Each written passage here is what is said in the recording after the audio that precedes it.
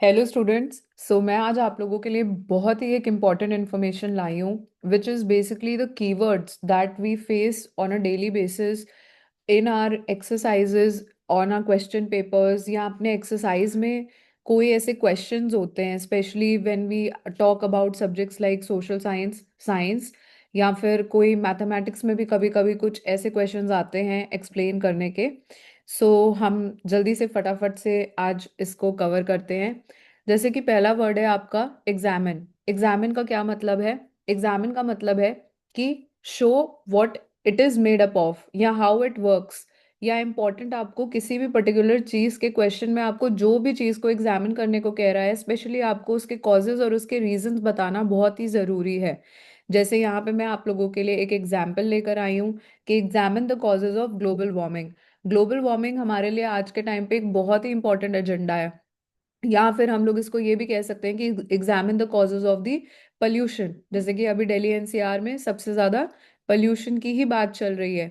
तो उसमें आप क्या क्या चीजें बताओगे? बहुत ही सिंपल लैंग्वेज में सिंपल एग्जांपल से आपको बताना चाहती हूँ कि write more about the causes which are actually leading to the global warming, like burning fuels, cars, factories, cutting of the trees, या हमारे जो टू मच इलेक्ट्रिसिटी का यूसेज हो रहा है, and explain that how each one adds heat to the अर्थ।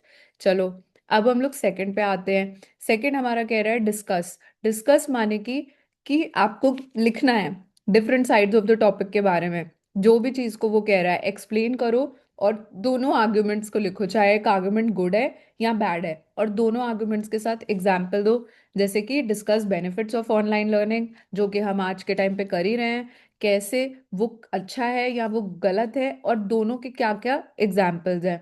फिर आता है कंपेयर। जैसे अब कंपेयर के बहुत सारे एग्जाम्पल हो सकते हैं, साइंस में कितनी बार आता है, या मैं यहाँ पे जो एग्जाम्पल लेकर आई हूँ कि compare renewable and non renewable energy sources.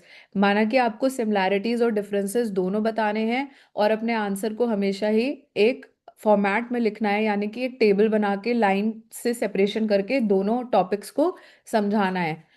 आते हैं फिर फोर्थ पे, डिफाइन। डिफाइन मतलब कि डिफाइन फोटोसिंथेसिस, या डिफाइन कुछ भी हो सकता है। तो उस तरीके के जो भी डिफाइन वर्ड है, इसमें आपसे सिर्फ और सिर्फ क्वेश्चन में आपकी आस्क क्या है कि वर्ड या कॉन्सेप्ट मांग रहा है वो। Keep it very very clear and brief and short. Brief का मतलब शॉर्ट ही होता है कि आपको टू द पॉइंट आंसर देना है।